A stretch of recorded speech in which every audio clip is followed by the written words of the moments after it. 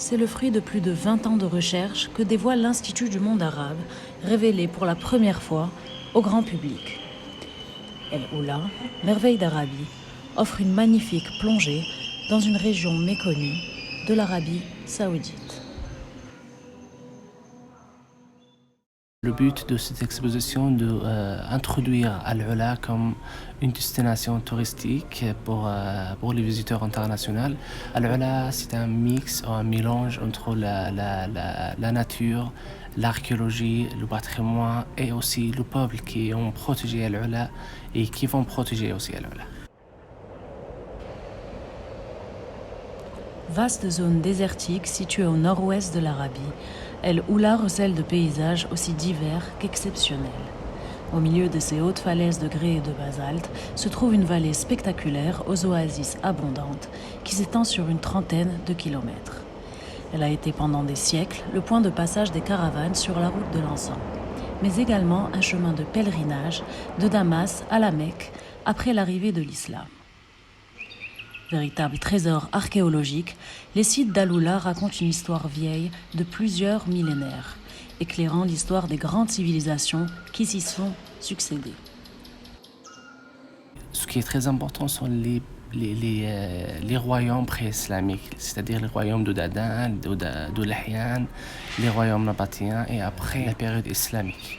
Les premières occupations humaines visibles à Al Oula se composent principalement de structures funéraires de formes diverses, mais également à travers des milliers d'inscriptions gravées sur les roches, notamment durant la période des anciens royaumes d'Arabie du Nord. Les royaumes d'Adan et de Lahyan ont voulu dater entre 8e siècle avant Jésus-Christ jusqu'au début du 1er siècle avant Jésus-Christ. Les choses qui sont remarquables de ces deux royaumes sont les tombes qu'on a trouvées pendant les fouilles archéologiques. On a trouvé maintenant 3 tombes qui sont dédiées aux plusieurs dieux. Le dieu principal a été le dieu de Raïba, où on a trouvé les grandes des statues humaines qui représentent des rois lahyanites.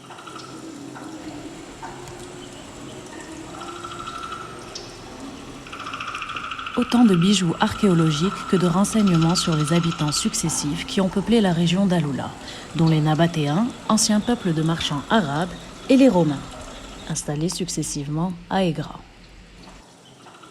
Des premiers, parmi les nombreux tombeaux rupestres, un étonnant squelette a été découvert, pour la première fois exposé. Des seconds, une forteresse aux inscriptions latines.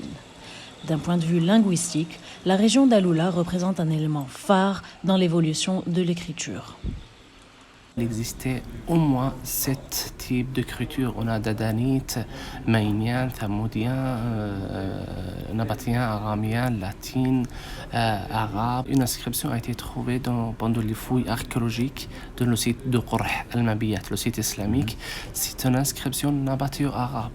Et là, maintenant, on a des indices que la création de l'écriture arabe.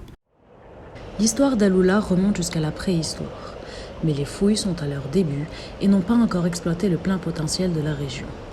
Les projets en cours comptent bien s'y rapprocher. Les fouilles sont très petites maintenant. Avant de l'arrivée de la commission royale à l'Oula, on a que l'équipe de l'université de Roi Saoud qui fouille dans 2 sites, site islamique et site ancien, c'est de Dadan depuis 2004. Et on a aussi l'équipe franco-saoudienne qui fouille à Aigra depuis 2002.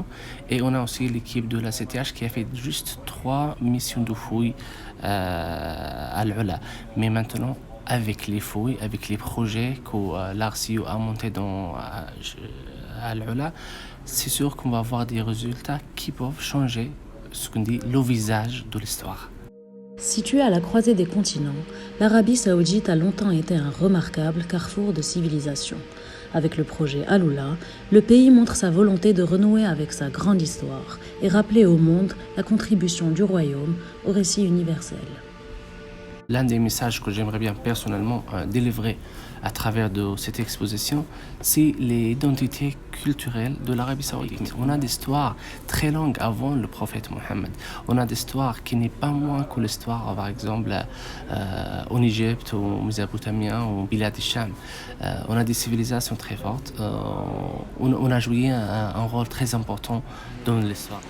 Al-Oula a vraisemblablement tous les atouts pour devenir une destination touristique majeure dans le monde.